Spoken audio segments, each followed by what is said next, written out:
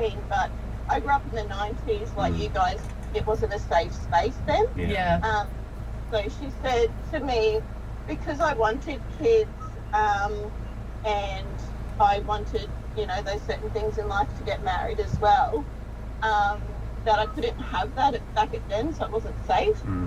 So now that it is safe, my brain brought it back to me and went, hey, this is what you wanted. Yeah, because I guess it's true as well in a lot of levels. Like, it is easier for same-sex couples now. I'm not saying easy, but it can be a little bit easier to have kids together, you know, with the IVF.